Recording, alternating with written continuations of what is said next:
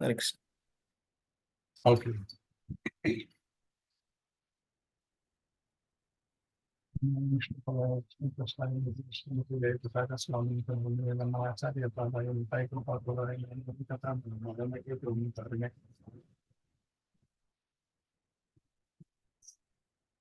Jaya Radha Madhava Bihari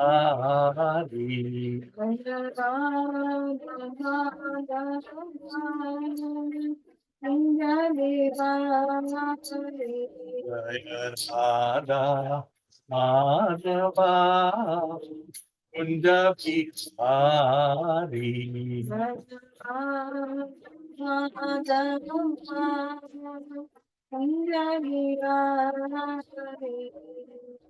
Vijanavallabha Giridhari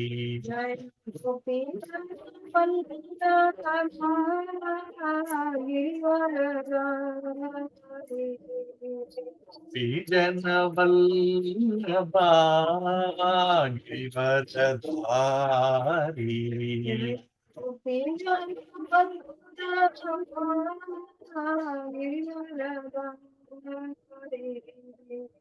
Yeshodanandana Braja Janaranjana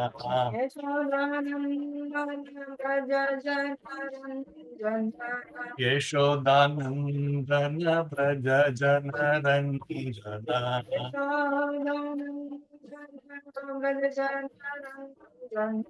Yamuna Tira Vanachari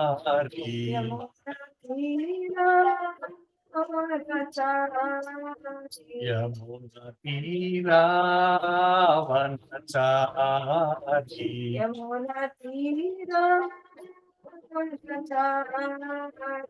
Jaya Radha Madhava Kunja Bihari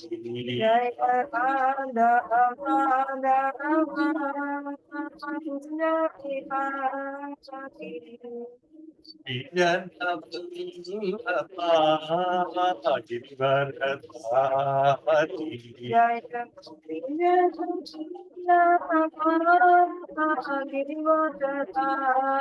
Giridhari Yeshodanandana Braja Janaranjana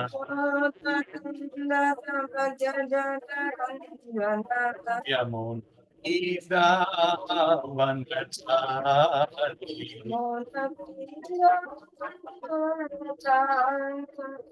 Hare Krishna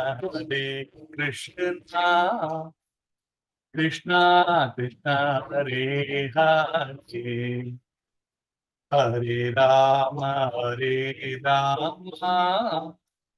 Rama Rama Hare Hare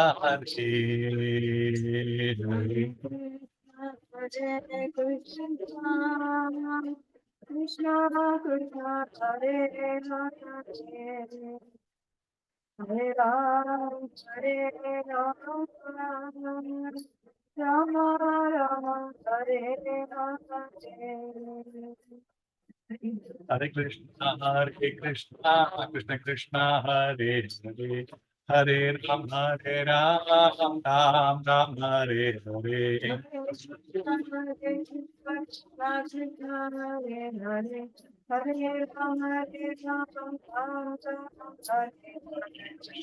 Hare Krishna Hare Krishna Krishna Krishna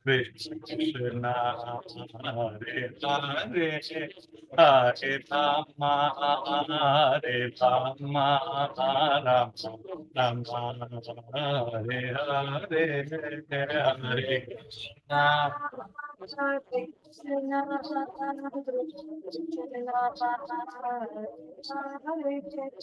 Hare Rama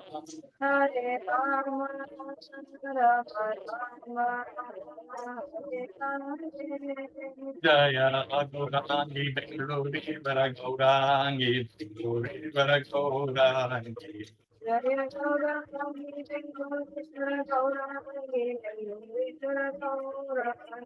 Jaya Jagannath Jaya Baladeva, Jai Subhadra, Jaya Sudarshana, Jaya Jagannath, Jaya Jaya Baladeva, Jaya Subhadra, Jaya Subhadra.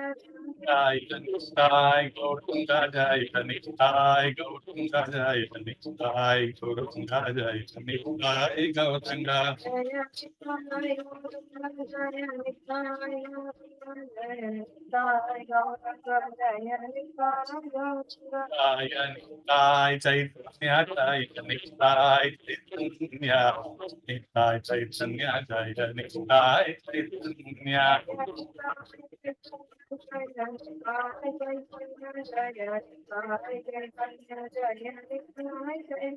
Jaya Jaya Prabhupada, Prabhupada, Prabhupada, Jaya Jaya Prabhupada. Jaya Prabhupada, Prabhupada, Prabhupada, Jaya Prabhupada.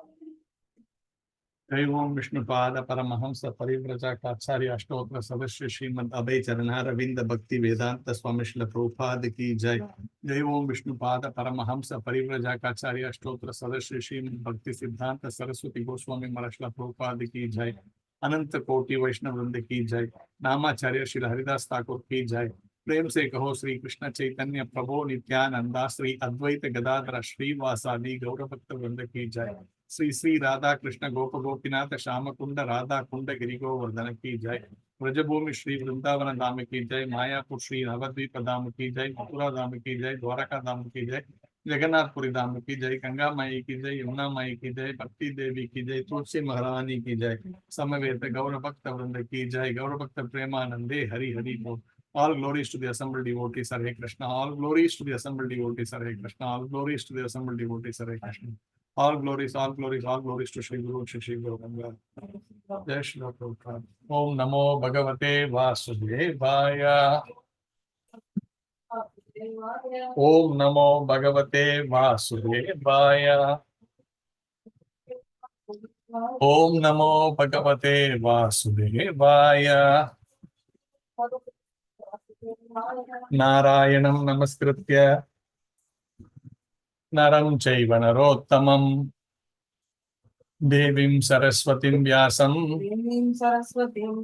Tato Jayamudiraye Nashtaprayeshu Abhadreshu Nityam Bhagavata Sevaya Bhagavati Uttama Shloke Bhaktir Bhavati Naishtaki.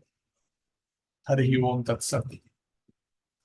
Hare Krishna devotees, welcome for today's morning Srimad Bhagavatam class of ISKCON Seshadripuram, Srivasangan chapter. So I have been asked to discuss today third canto, 24th chapter, the first half.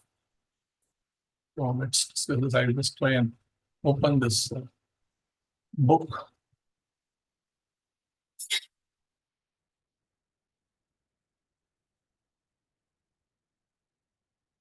The chapter is called The Renunciation of Kardama Muni.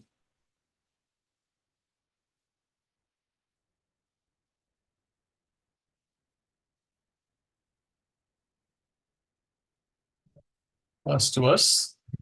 So as usual, I will read the first verse in Sanskrit, and second verse onwards, we will read only the translations. So I think this chapter has around 47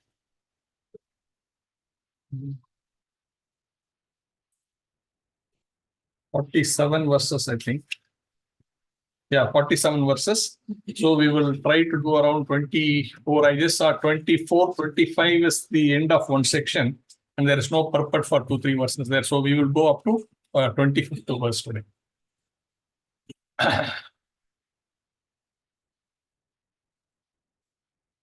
Maitreya उवाच निर्वेदवादिनीम् एव मनोर्दुहितरं मुनिः दयालुः सालीलम् आह शुक्लाभि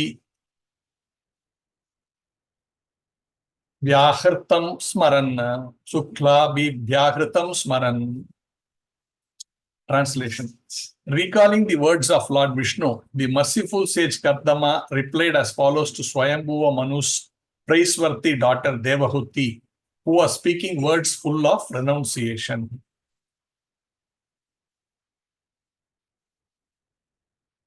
Om Ajnanatimmirandasya Jnananjana Shalakaya Chakshurunmitam Yena Tasmai Shri Gurave Namaha. Namo Vishnupadaya Krishna Prashtaya Bhutale Srimate Bhakti Vedanta Swaminiti Namine Namaste Saraswate Deve Gauravani Pracharine Nirvisesa Sunyavadi Paschatya Desha Tarine Jaya Sri Krishna Chaitanya Prabhu Nityananda Shri Advaita Gadadhara Shri Vasavi Gaura Bhakta Vrinda Hare Krishna Krishna Krishna Hare Hare Hare Rama Rama Rama Hare Hare. So this chapter, as I said, is named the renunciation of Kardama Muni.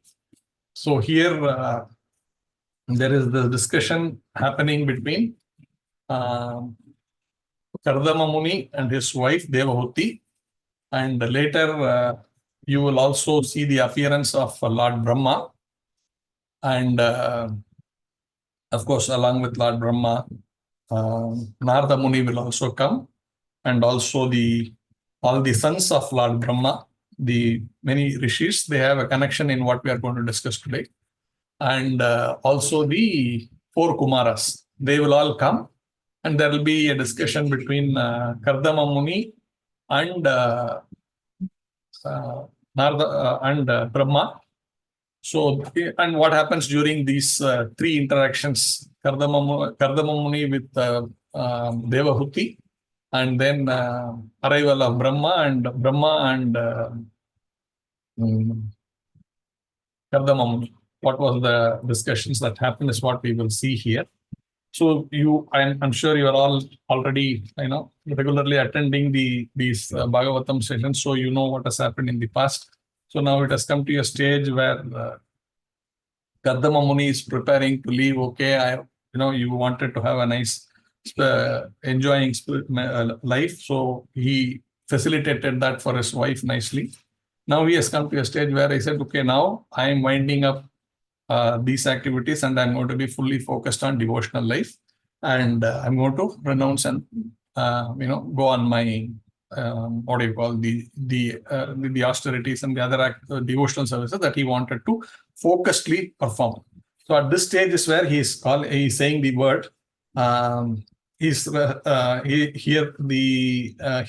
is referred to as Swayambhuva Manu's praiseworthy daughter. So she is not an ordinary personality. She is the daughter of Swayambhuva Manu himself. Swayambhuva Manu, is the representative of Lord Brahma to rule over a period of Brahma's day. So there are 14 Manus who come, and one of the Manu is Swayambhuva Manu. They manage the affairs of the universes as the king for a next period within the life of Brahma. Not within the life of Brahma, within a day of Brahma. So in a day of Brahma, 14 Manus come. So this is Swayambhuva Manu. So in the highest order, like Brahma allows him to manage the whole affairs. Brahma said basically he wanted assistance, so he had created this Manus. So that is how it is. So his own daughter, he had come and given, he has found this Muni, Kardama Muni, most suitable, and therefore he gave her hand to him in marriage, and subsequently these discussions are happening. The second verse. The sage said, "Do not be disappointed with yourself, O princess. You are actually praiseworthy. The infallible Supreme Personality of Godhead will shortly enter your womb as your son." So,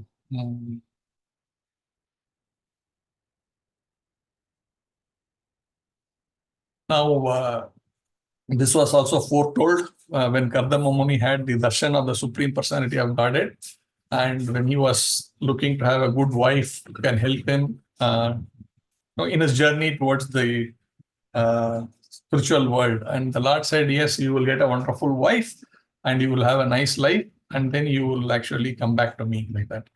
So, and he also told at that point in time that I will personally come as your son. I'm very pleased with your austerities, with your devotional service, and I will come personally as your son, and I will propagate the message of the There's a philosophy called Sankhya philosophy, which we will talk about it in later verses.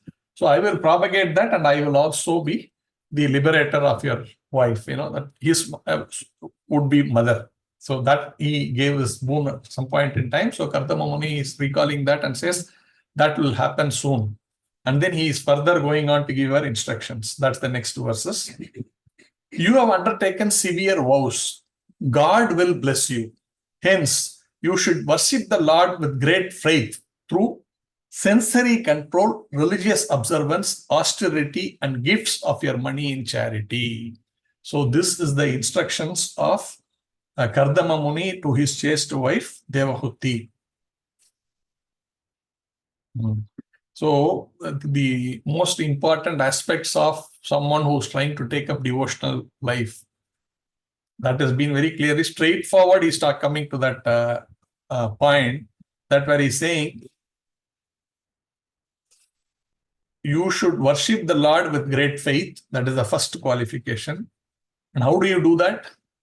I mean, what are the other things you do along with that is through great sensory control. That means controlling the senses, because this false ego, which makes us believe that I am this body, needs to be corrected, that to understand that, to put it in the true ego that I am spirit soul.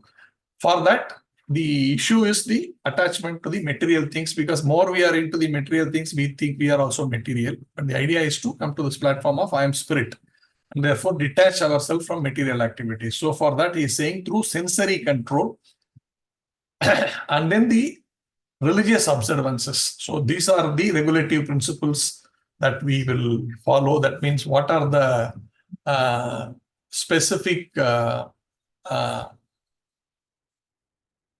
devotional service, I can say. What are the various devotional services that we do? For example, you get up early in the morning, you perform your Mangalarti, then you read Srimad Bhagavatam, you chant your 16 rounds.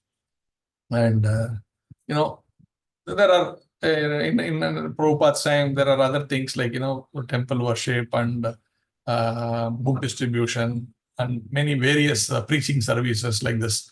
So all of these are part of the regulative principles of observing. And of course, it also includes observance of great festivals with wonderful pomp and gaiety. So all of these things are all part of this religious observance. And then austerity. Austerity is naturally there. That means austerity only by denying the senses in a training. It's a kind of a training to the senses to mellow down, right? So say Ekadasi, don't eat.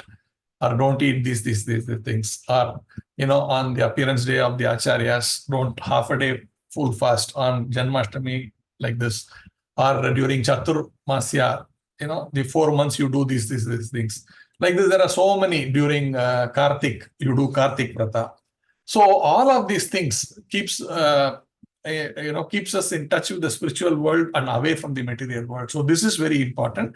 And finally, the other last point that discussed is, and gifts of your money in charity. So this is the most difficult and important thing.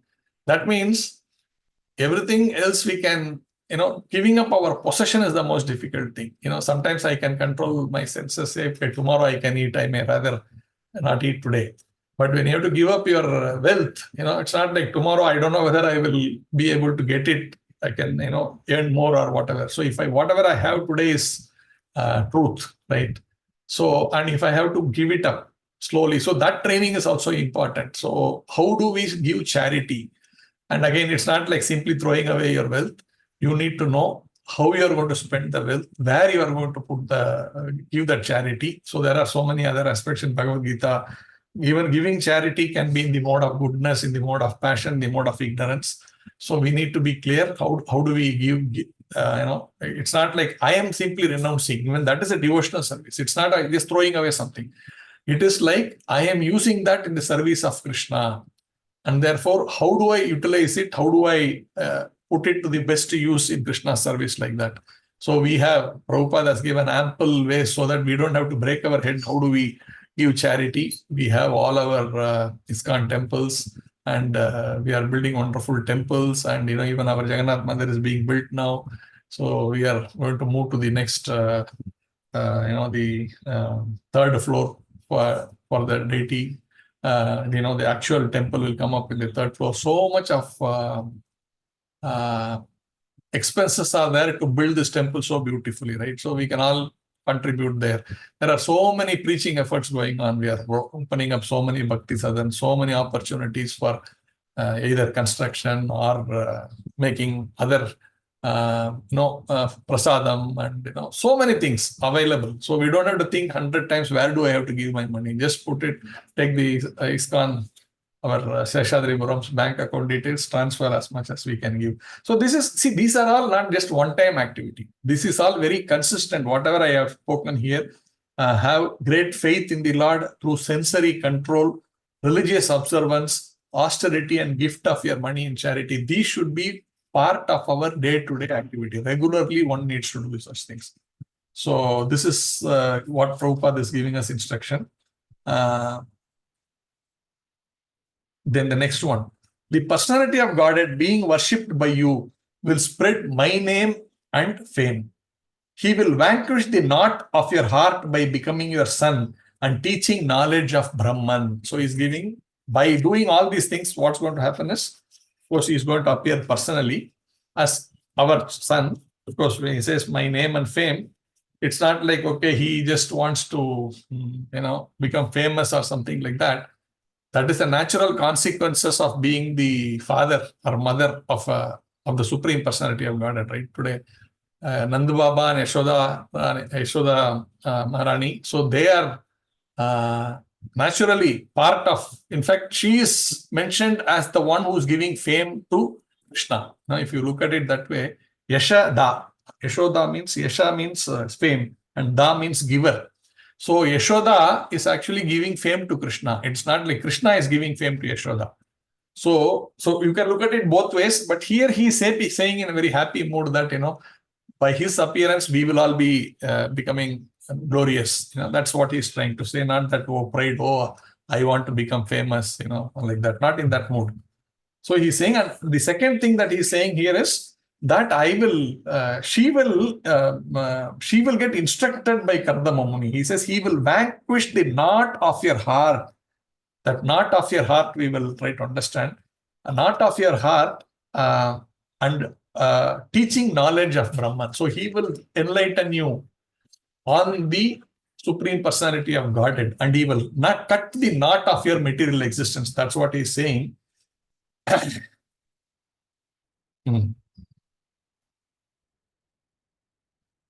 And Prabhupada writes, it is explained here that spiritual knowledge vanquishes the knot of the heart. And Prabhupada can only write in one sentence so many very powerful words. He writes next, matter and spirit are knotted by false ego. Sorry, in these two words, there are so many things. Matter and spirit are knotted by false ego. So that actually describes our entire existence, our appearance in this material world. Matter and spirit are knotted by false ego. So we are basically the marginal energy. That means we are spiritual energy of the Lord. The higher, from the higher strata, while the material world is the lower energy of the Lord. So when this spiritual energy of the Lord, that is the marginal energy of the Lord, actually comes in contact with this material nature, that is the lower inferior energy as we call it, then this is an incompatible situation, right? So if you have to put a stone in water, the stone will not melt, correct? The stone will not melt. Therefore, these are two different properties altogether. Then how do you make that stone comfortable in the water? So that is the idea, right? That we wanted to come here, but we are spirit, we have got nothing to do with matter. So when we originally came, it is very difficult. Therefore, first we should forget that I am a spirit, but I should come to the thinking that I am matter. Then I can easily gel with it. So you need to create that environment where the stone can easily melt in water. Of course, stone cannot melt in water, but the Lord can make it. So you put a solid salt stone into the water. After some time, you will see the salt stone is not there. It is merged into the water. Merged means it is sort of mixed up into the water. And it becomes very comfortable there, right? It seems to have been very well blended into the water. So that blending capacity is the ego. That means the ability to think that I am this body. That is the false ego. So when this is the very wrong combination, but it is given because the Lord is very merciful, and because we rebelled and he said, we want to get out of your control and we want to be independent and be the king of whatever I survey. Then he was forced to say, okay, if that is what you want, I will facilitate that process. So it's not a great thing that, we got this false ego and we are happy. We should not be. But on the contrary, we should regret, why did I choose this path? But nonetheless, we chose this path. And to facilitate that, this thing is being created, and Prabhupada beautifully writes. So this knot is created by this false ego between matter and spirit. So the spirit, we are the spirit, we are now caught up in this material world, and through this knot called false ego. And this is very difficult to remove.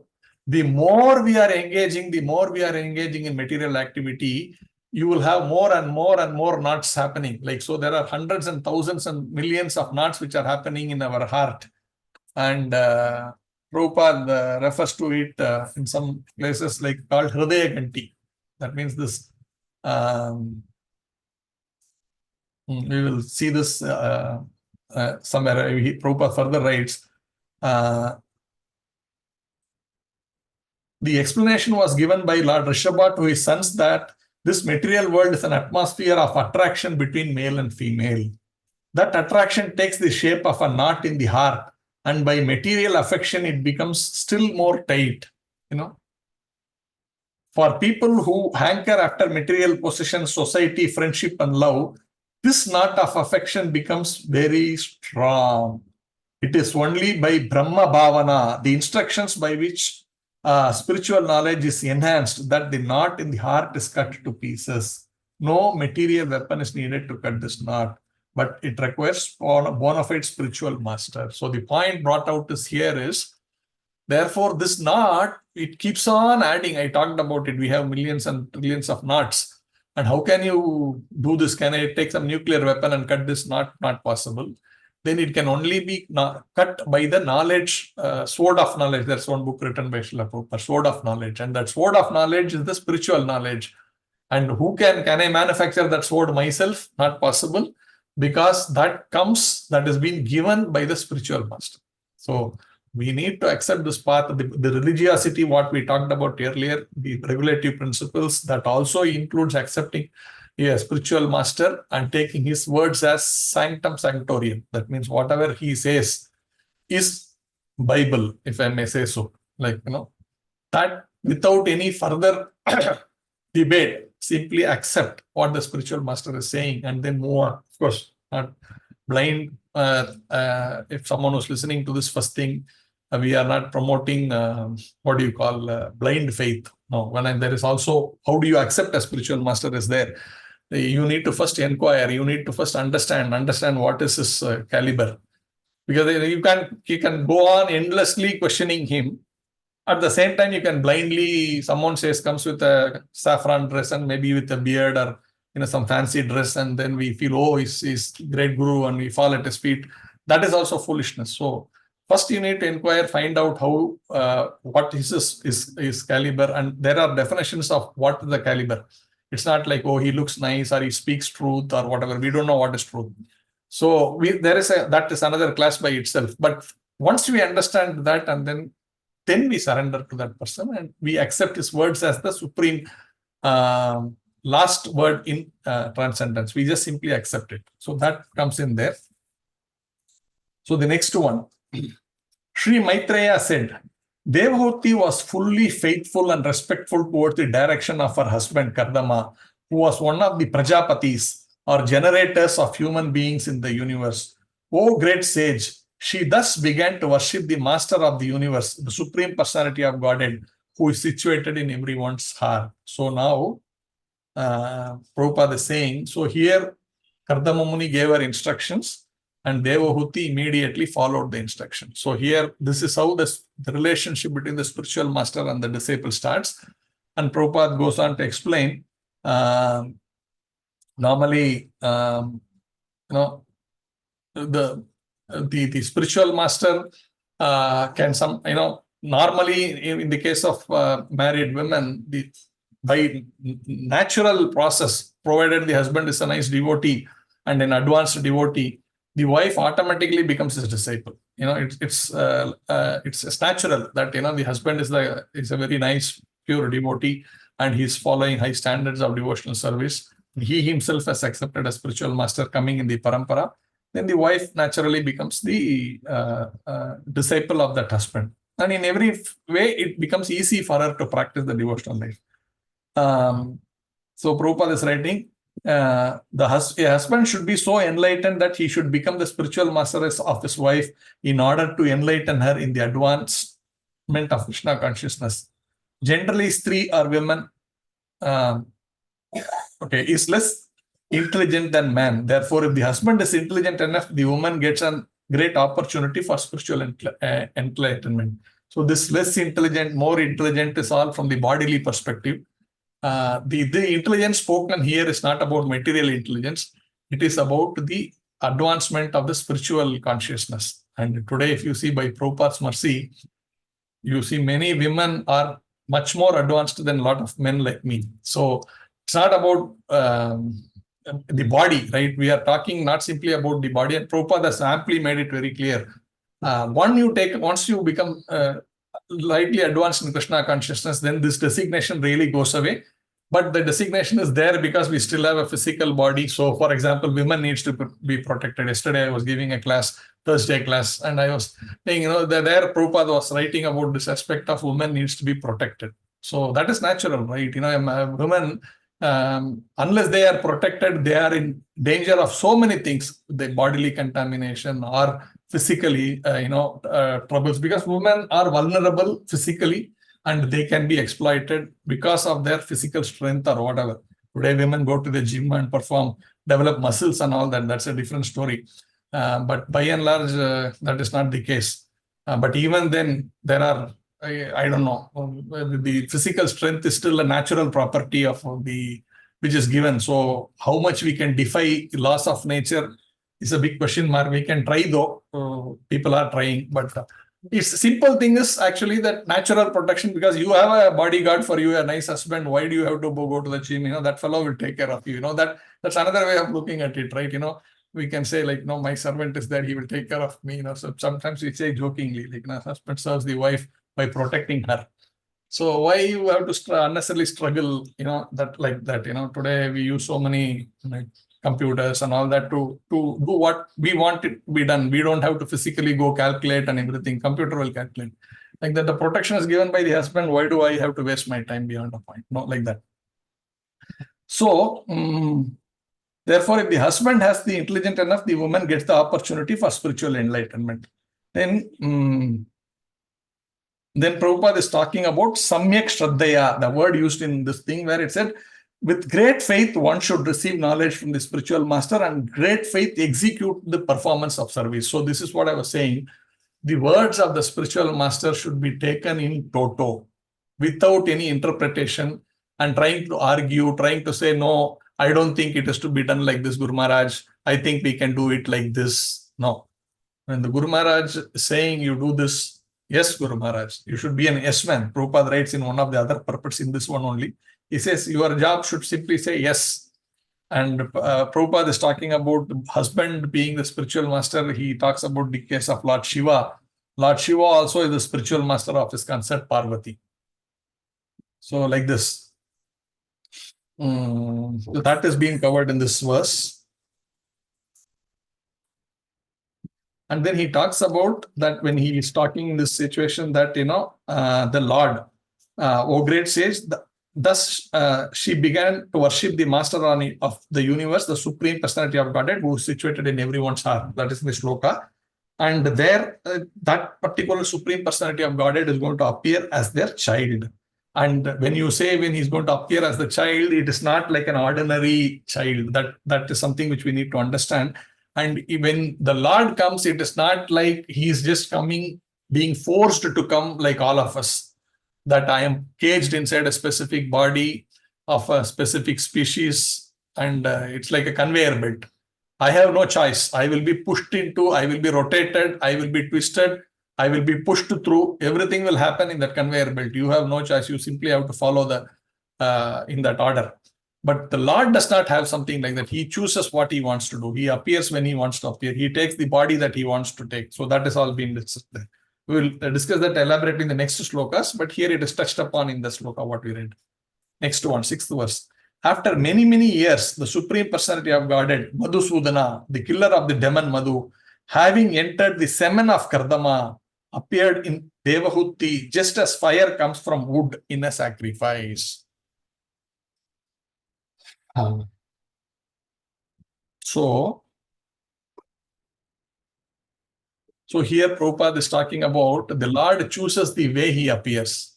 So in this example of Lord coming as Kapila, he came through the semen of Kardama. That doesn't mean, oh, that is also like, oh, I also came through the semen of my father. And, the Lord also has to take the difficult route to come to this earth. No. That is the case for all jivas. They have to come through the semen of the whatever, in the material world. And then this is the process. But the Lord can choose to do whichever, and Prabhupada is giving a couple of examples, and he's taking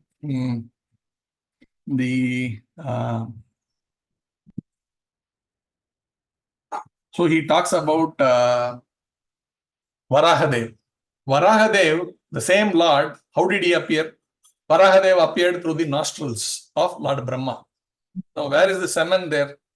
So it is the Lord's free will. He decides, okay, I will come through the nostrils of one man. So be it, I will come. Okay, fine. Why he needs a man to come? I will come from the pillar. Narasimhadev just came out of the pillar, right? He appeared from the pillar. So there he chooses what he wants to do, and why not he comes through the semen also? So, there is nothing impossible for the Lord. He can also choose, and he chooses a devotee. That is the most important thing. Because he says, if you see in Bhagavad Gita, Krishna is saying, I am sex life which is following the regulative principles. So when someone is begetting children through the proper authorized way, that is devotional service. So when people are married and they decide to have the child, then there is the samskaras which are done, and if you follow all the samskaras and then the woman is impregnated and the child comes out, that is pure devotional service. So then in that process, the Lord is appearing. How do we look at it? So like biologically or materially? That is not the way we look at it. That's what Prabhupada is explaining in this verse. Anything else in the word?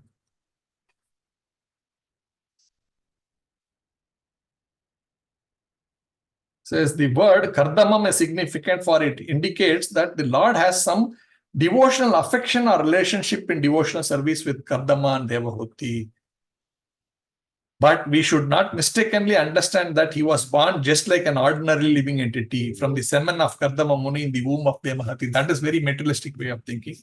As I said, Lord will not appear to any Tom, Dick and Harry. He is coming as the son of pure devotees. That's a big, that's why praiseworthy name and fame will spread. You can relate back to this one here. Okay, let's go to the next one. So many years has passed also. After many, many years, the Supreme Personality of Godhead, Madhusudana, entered these. So that means he gave her instructions. Then she followed sadhana bhakti for many, many years. Many of us think, oh, I have taken, someone says, start chanting. Okay, I started chanting. Oh, take siksha. Okay, now I have taken 4 rounds, 8 rounds. I've been doing for 6 months, Prabhu. I am not seeing Krishna. I am not seeing bliss. My chanting is not become pure. So many of these things we keep on building up. It's not like then it's a hoax, right? It's kind of it's a joke if you really say that I just join and tomorrow I become a pure devotee. Then it's all cheating business. Prabhupada calls all these things. So one needs to have transformation of the heart. And first, the seriousness, what we discussed, the religiosity, austerity, charity, all that has to get imbibed. For that, some people will take 2 janmas also, practically speaking. Anartha Nivritti will take sometimes 4 janmas also. easy to say, oh yeah, but then we need to be serious. That's the point I'm trying to say. But with all that seriousness, we can live in this one world. We can go back to God. In this one life, we can go back to God. But at the same time, it is not like cheap business. Okay, chalo, I will take one spiritual master, give 5,000 rupees. I will get a name. It doesn't work like this, So we need to be that's why we say, okay, 1 year after shelter, you are, 6 months, you need to be under the spiritual master guidance. Then, you take Prabhupada Ashraya after that some time. After that, shelter. After that, 6 months after initiation. Then that's when we start. Okay, I'm now admitted into pre-KG. Then my journey starts after many, many years. I need to be focused. I need to follow the religiosity. I need to be this. And the more serious I am, the more faster it comes. And the mercy keeps flowing. And the path is already there. We are on the right track.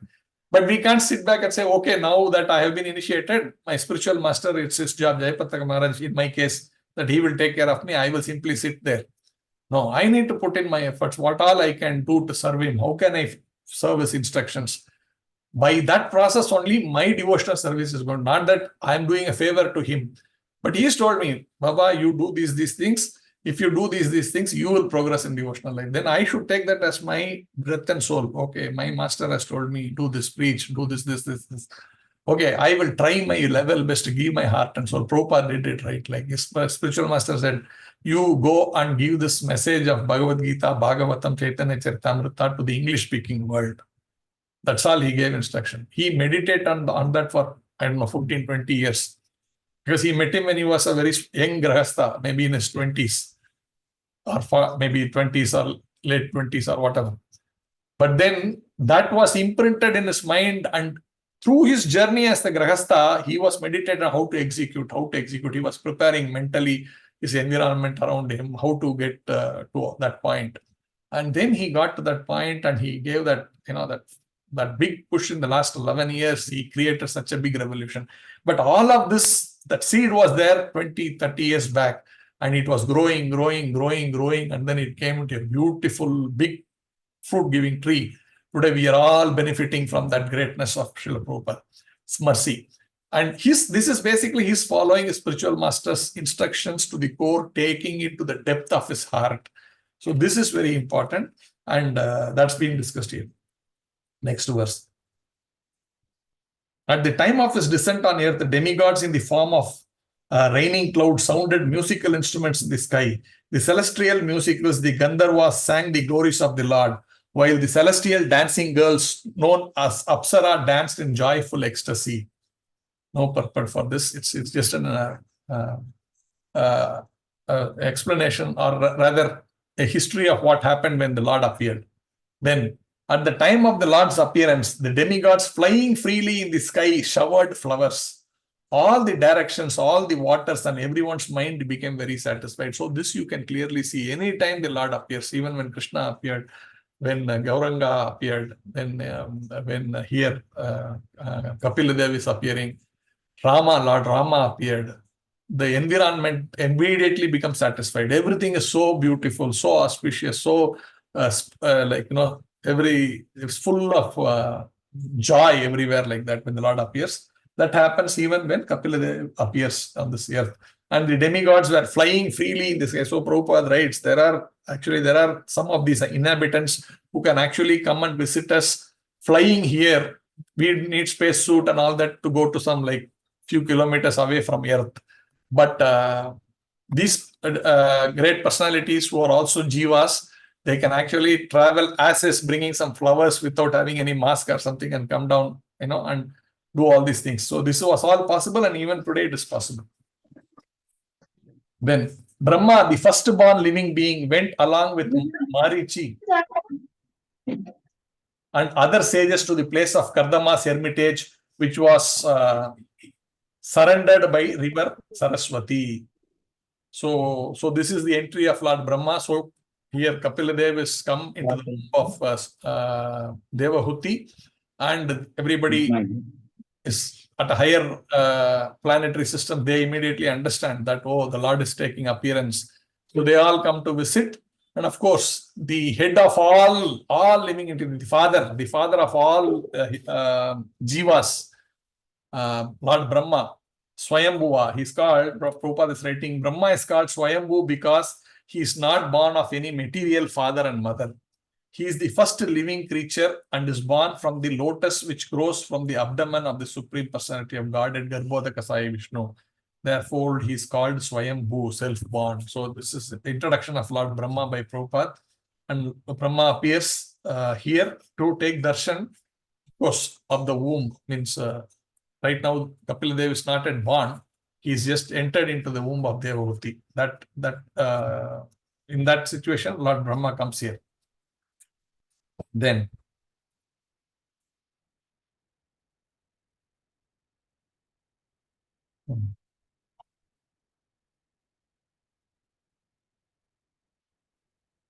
Maitreya continued, O killer of the enemy, the unborn Lord Brahma, who is almost independent in acquiring knowledge, could understand that a portion of the Supreme Personality of Godhead in quality of pure of Godhead in his quality of pure existence has appeared in the womb of Devahuti just to explain the complete state of knowledge known as Sankhya philosophy.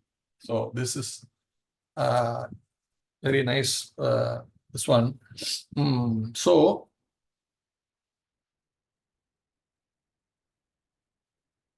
there are 2 points that we need to discuss. One is the Sankhya philosophy, what it is, and also about how Lord Brahma is almost independent. No, almost independent. So Prabhupada is discussing first the Sankhya philosophy. This we all know the Supreme Personality of Godhead is the compiler of the Vedas. He's saying right in Bhagavad Gita. Vedanta krit vedavit evachaham. So he's saying that. Now he's saying he is the perfect knower of Vedanta Sutra. Similarly, the Sankhya philosophy is compiled by the Supreme Personality of God as appearance of Kapila. So this philosophy of Sankhya is being compiled by Lord Kapila Dev.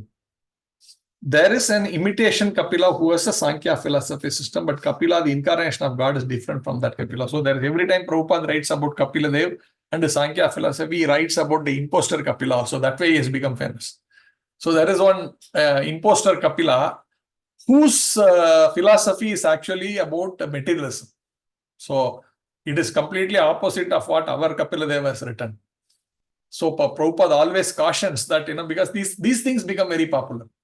So in Kali Yuga, particularly, everything is twisted, turned, and what is easy for, what is actually liked by the people, then they glorify that nicely. So this Sankhya philosophy, so-called Sankhya philosophy of the imposter Kapila, has become very famous, and people are taking to that. So Prabhupada always cautions, that is actually a bogus philosophy. And the real philosophy is the real Kapila Dev, who is the Supreme Personality of Godhead, not that imposter Kapila Dev. So Prabhupada, every time, wherever he writes, he immediately brings this into context. And the position of Lord Brahma, see, Brahma did not go to any school, right? We all get knowledge, even spiritual and material knowledge. We all go to different schools. We try to take so many classes, right? Like this. But Brahma, for him, there is no school because there's no other one earlier to him. No one was there. No headmaster, nothing. He is the headmaster. He is the student. Everything. But of course, he did have a headmaster. In the sense, the Lord actually appeared in his heart and spoke to him. So he has only that spiritual master and the Lord and whatever you call him, headmaster. But he was the only person before Brahma. And that also he did not personally appear and instruct him like sitting across the table or something like that. He appeared in his heart and gave him this knowledge. So, and Brahma knew everything. There's nothing that Brahma didn't knew from entire creation, how it should happen and why this creation is there and what is the position of the Supreme Personality of Godhead, what is his position. He knew everything. And all of this by his own, you can't say his own, but the Lord gave him that power that, you are almost independent. I've given you everything. Now you manage. Like Prabhupada also says, right? He told Jayapataka Maharaj, I have given you Mayapur now. Now you develop it. That's it. Okay. So that means he has faith in his devotee. He says, I have given you the ideas. I have given you a high-level sketch. Now work on it. The same thing, of course, with Ambarish Prabhu also. So these are all amazing devotees, amazing disciples, perfect disciples. So Prabhupada trusted them. They said, okay, I am giving high-level instruction how the universe is in from Bhagavatam perspective. So you know, I have written Bhagavatam. Now you study, scrutinizingly study. Now understand that better, and you make a model and you make the temple Vedic planetarium. So he left it there. He gave some high-level sketches thing, said do it. And then these great personalities today, if you see, they have developed it so beautifully. You are looking at it in awe and reverence, so beautiful. It takes time to manifest, but they have executed like that. So like this Brahma, I mean, this is a miniature universe. You can expand it to Brahma's level, where Brahma is creating this beautiful universe with all the intricacies within it. Secondary creation. Of course, original seed is already there by the original Supreme Personality of Godhead. So that is the other one. Then there is the other point which we should discuss here is when the Lord expands, Kapila Dev is mentioned here as an incarnation. Two types of definitions are given. And Prabhupada is explaining it here. One is called Kala and the other is called Amsa. So when we talk about an incarnation, you have to understand what type of an incarnation it is. To understand the scope of what that incarnation is going to do.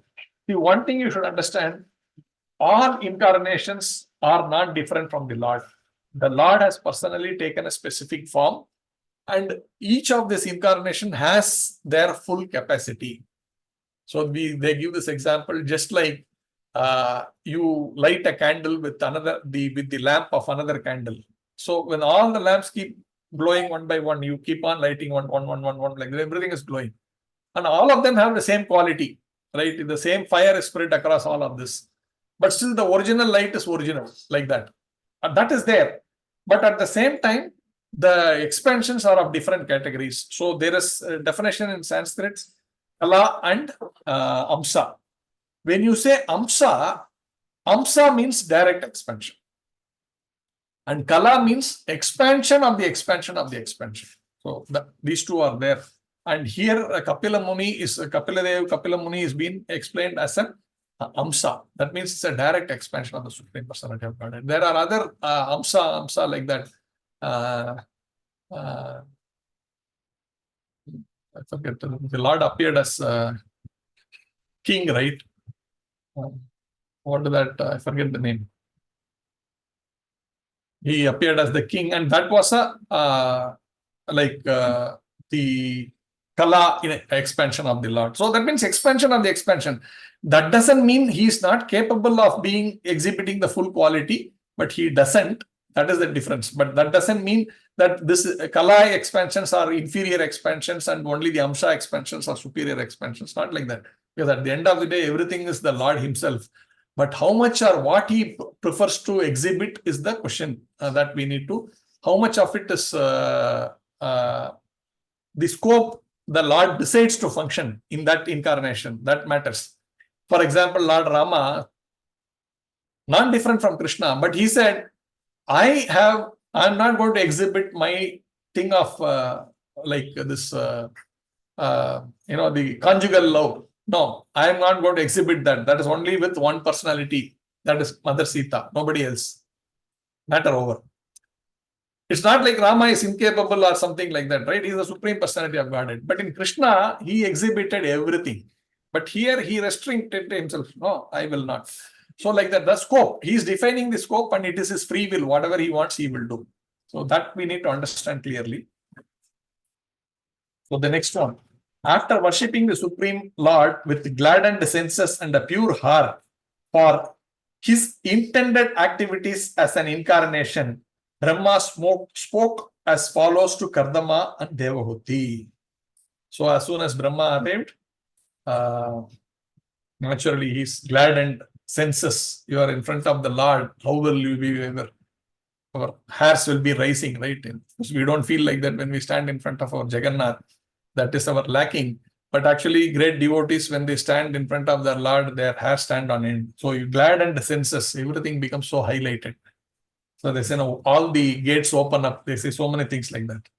And the pure heart, glad and senses, and the pure heart for his intended activities as the incarnation, Brahma spoke as follows to Kardama Devahuti.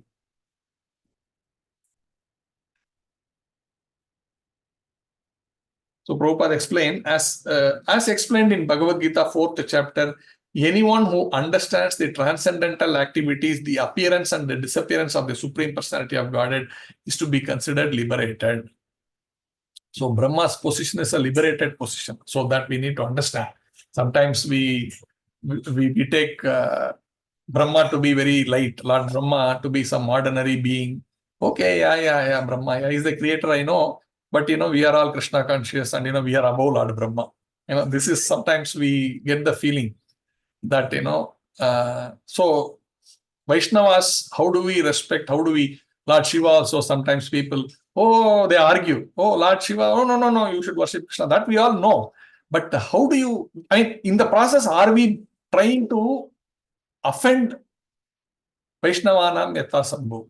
Are we offending a Vaishnava? So that these are all very small things. Sometimes we get carried away.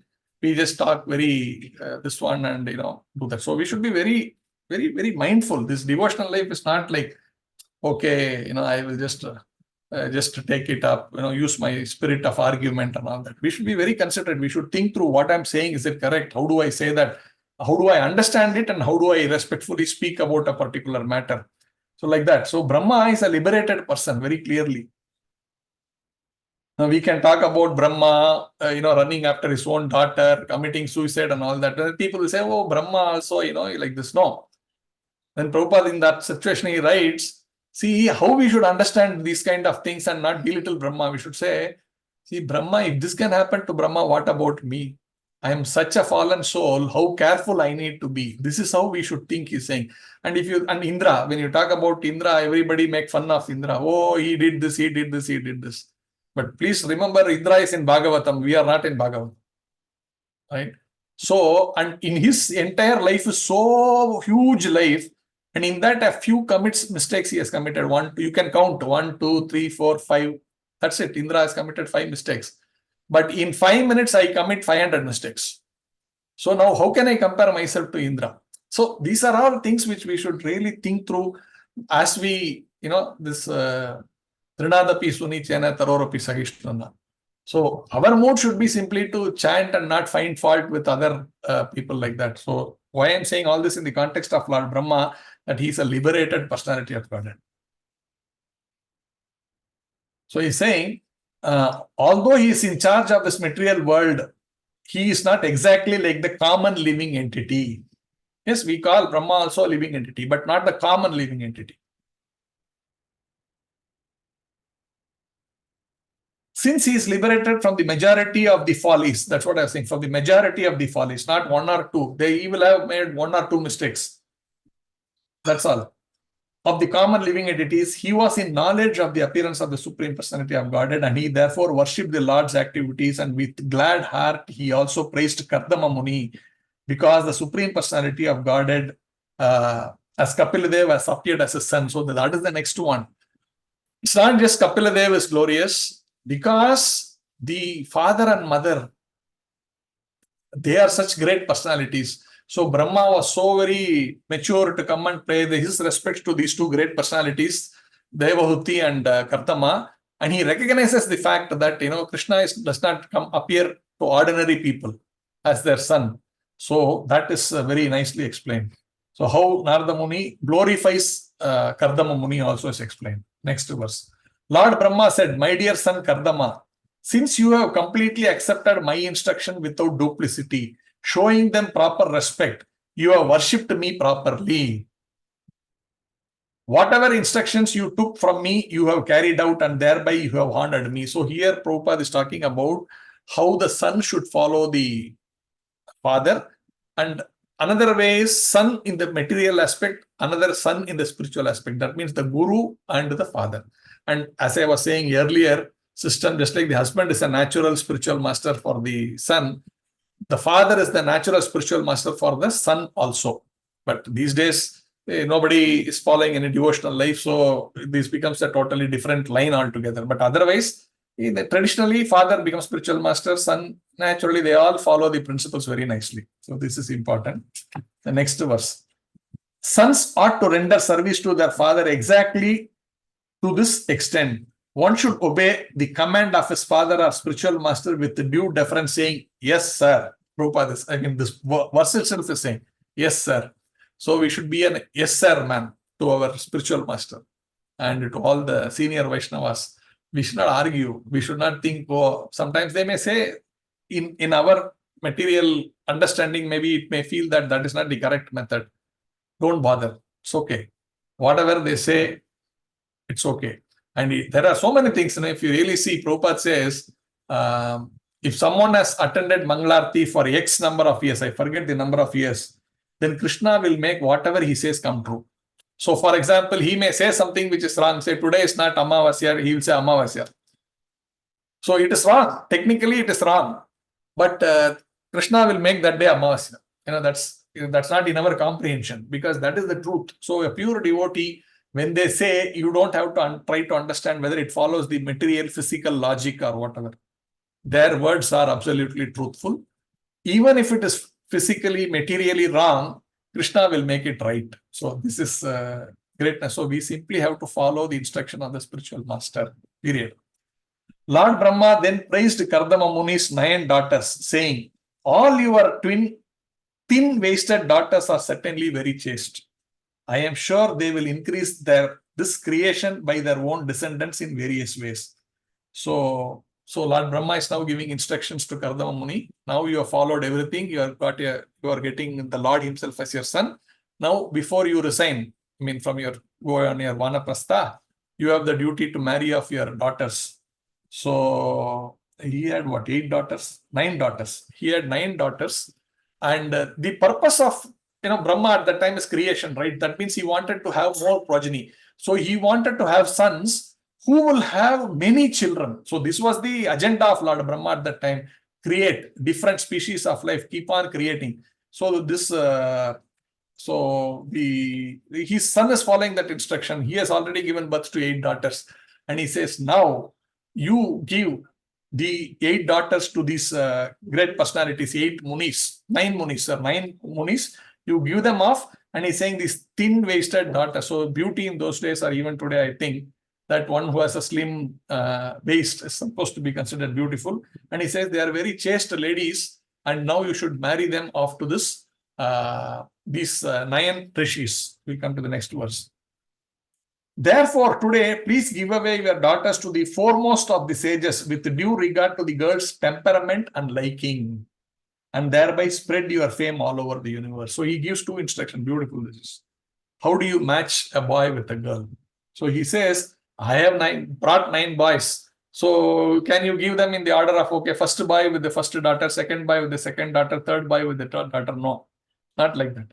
He's saying you have to match the girl's temperament and liking to the man's temperament and liking. So that is what we do in a Vedic way, matching of the horoscope. So in the horoscope, I don't know, I have seen in Tamil the horoscopes. I don't know how it is in Kannada now. So there are, they say Poruttangal, they say, that means what all are matching. And in that, if you see, there is something called, Prabhupada is writing specifically about that. There is something called, we are all born with some guna. So they say, are you having Asura guna or are you having Devata guna? So if the boy is Asura and the girl is Devata, match will not work. So that means their temperaments are different and the girl's liking is different from the boy's liking. There is bound to be problem in the family. So you need to match. They say how many of these are matching. Of course, this is not the only criteria. When you come to devotional life, you are much more mature, then you can handle better. But generally, from a Varnashrama point of view, when you have to look at marriage, then it's better to also consult the astrologer. Even in devotee circles, they do, but they don't give 100% importance to that. They will match, okay, there are some small things here and there. We can still, depending on the maturity in devotion of these 2 devotees, then the match can happen. These are things are there. So this important thing is match based on their liking and their temperament. So it's not like whimsically only from the bodily attractions that they marry. The next one. O Kardama, I know that the original Supreme Personality of Godhead has now appeared as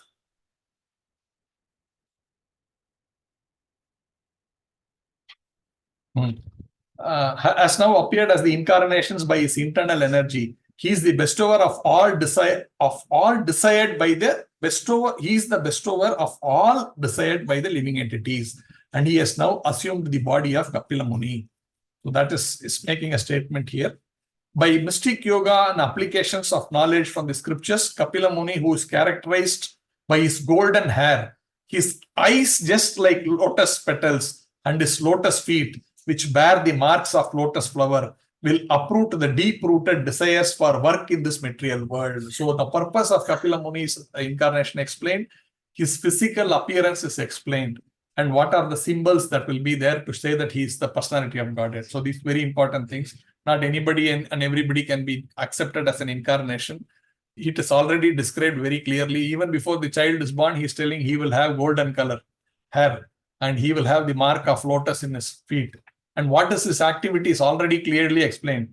That he will, the word used is uproot the deep-rooted desire for work in this material world. Therefore, fruitive activities he will discourage. Work means creation of karma. When you create karma, that creates more knots. The more knots, we are more deeply sunk into this material world. Therefore, Kapila Muni's incarnation is to sever the knots. These, what we initially discussed, those knots have to be cut, and Kapila Muni has the sword to do that. That is, our job is to listen to that philosophy called Sankhya. That's what has been written here. We go to the next one. Lord Brahma then told Devahuti, my dear daughter of Manu, the same Supreme Personality of Godhead who killed the demon Kaitaba is now within your womb. He will cut off all the knots of your ignorance and doubt. Then he will travel all over the world. So clearly foretold what all he is going to do. And he's saying, you particularly will be liberated by your son himself. Therefore, the instructions of Kapiladev later you will see. Very elaborate instructions Kapiladev will give to his mother Devahuti before he leaves finally to, in renunciation, and his mother is now steady to go back to Godhead at that time. Next, your son will be the head of all the perfected souls. He will be approved by the acharyas, expert in disseminating real knowledge. And among the people, he will be celebrated by the name Kapila. As the son of Devahuti, he will increase your fame. Nothing much to discuss. Foretelling clearly his name and what all he will do, he will be accepted by the acharyas, has been explained also. 20th. Sri Maitreya said, after thus speaking to Kardama Muni and his wife Devahuti, Lord Brahma, the creator of the universe, who is also known as Hamsa, went back to the highest of the three planetary systems on his swan carrier with the four Kumaras and Narada. So having taken darshan of the Lord, glorifying Kardama Muni and Devahuti, and explaining about the personality of Godhead Kapiladev, who's in the womb, what is going to be his nature, what is going to be his bodily features, explaining about what is the philosophy that he's going to preach and how he's going to do it, and how he will be accepted by all. After saying all of these things, he departs to his abode. So it's mentioned, we know there are three levels, right? The upper planetary system, the middle planetary system, and the lower planetary system. And Prabhupada writes here that Lord Brahma's Loka, that Brahma Loka is beyond the topmost also. Above the three is Brahma Loka, Prabhupada is writing. And here you will also see he went in a swan like Hamsa. So that whatever aircraft that he was using, it looked like Hamsa. And it's also symbolic to say Hamsa does not take any nonsense. Hamsa is very selective. It knows how to filter greatness and leave out the filth. So that is sort of position of Lord Brahma, how in spite of being the creator of this entire material world, how he is actually not caught up in this material thing, but how he is actually keeping this pure goodness that is being talked about here. And then the other point that is discussed is, so while Brahma is leaving, he came with many saints, I said, plus the 4 Kumaras and Narada Muni. While going, he is taking the 4 Kumaras and Narada Muni. Why? That is the point, is these 4 are brahmacharis. So they are not to be given in marriage to the girls. We know the story of the Kumaras. They decided, I don't want to get... Brahma created them so that they can create progeny. But they refused. They said, nothing doing, Baba. I am not interested in the sex life. I am interested in self-realization. So we will not even grow in our bodily. They were like 4-year-old boys, even when they are 1,000 years old kind of thing. So they were like roaming around without dress, like 5-year-old boys. So they were not eligible for marriage because they chose to like that. So they were going back, and of course Narada Muni is also a brahmachari, and Prabhupada writes about Naishtika brahmachari. So this Naishtika brahmachari means these are men who have never lost their semen. So this is the Naishtika brahmachari. So these 4 Kumaras and Narada Muni are Naishtika brahmacharis. That's the point. Next one. Oh, Vidura. After the departure of Brahma, Kardama Muni, having been ordered by Brahma, handed over his 9 daughters as instructed to the 9 great sages who created the population of the world. So now it is the history of who married who.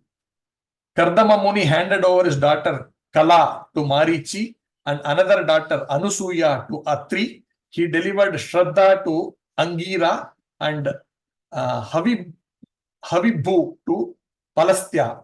He delivered Gati to Pulaha, the chaste Kriya to Kratu, Kayati to Bhrigu, and Arundhati to Vasishta. So all of these are great personalities. You see, all these munis, Vasishta Muni, Bhrigu Muni, Marichi, Atri, Angira, and Palasya, all are great personalities. And these women who were married to them are also great personalities.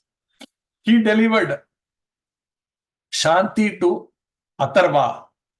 Because of Shanti, sacrificial ceremonies are well performed.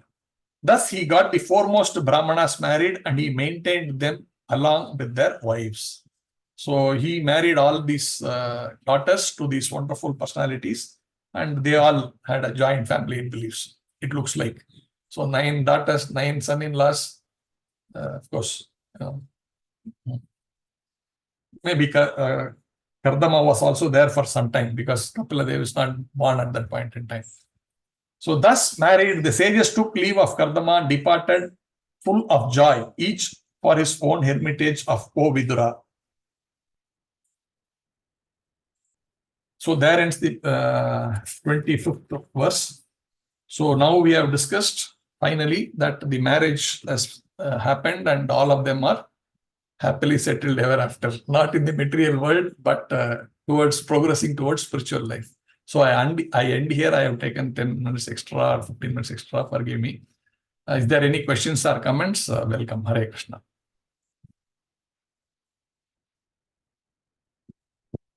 Hare Krishna, Prabhuji. Dandavat Pranam. Dandavat Pranam. Hare Krishna. Prabhuji, there was a one specific line where Prabhupada says the material, this thing and the soul is knotted by the false ego. Can you throw some light on how the soul gets affected by false ego, Prabhu? Yeah. So as I said, see, we are pure spirit souls and we are in the spiritual world, right?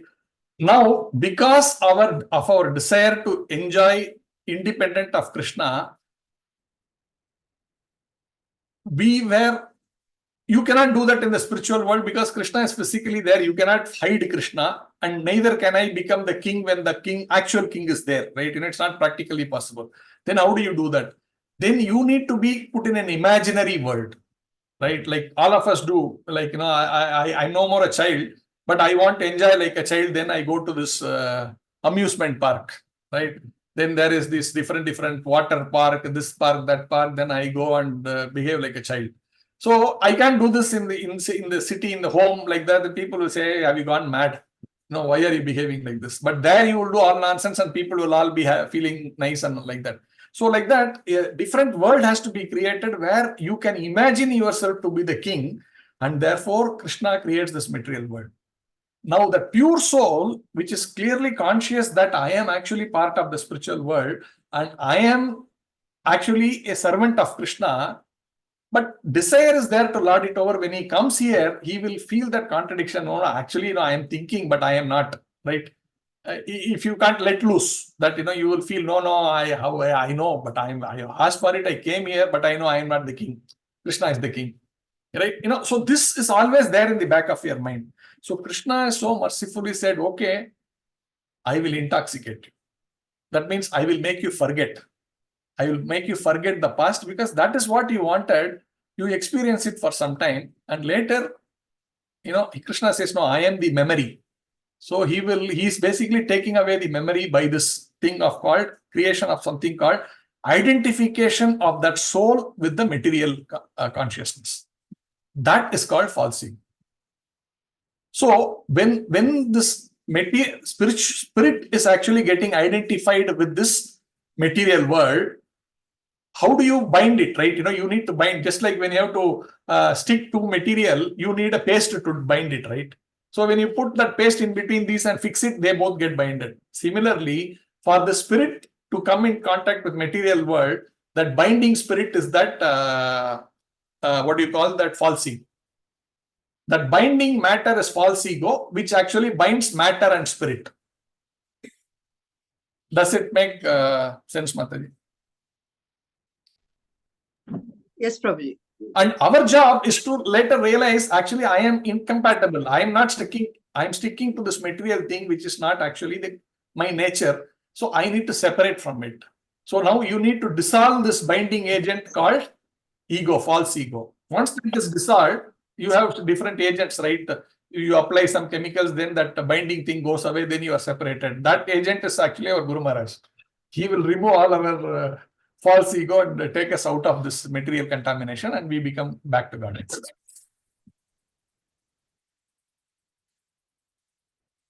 Is that explained, Mataji? You feel okay with this explanation? Yes, Prabhuji. It did. Like, so it's like the switch between the powerhouse and the bulb. Yes. That connects. And keeps you bind in this world. That is the Hridaya Ganti. Yes, absolutely. Yeah, that is the binding agent. Nice. Right. Thank you, Mataji. Thank you. Hare Thank you, Krishna. Prabhuji. Hare Krishna. Hare Krishna. Any other questions, comments? Welcome. Hare Krishna.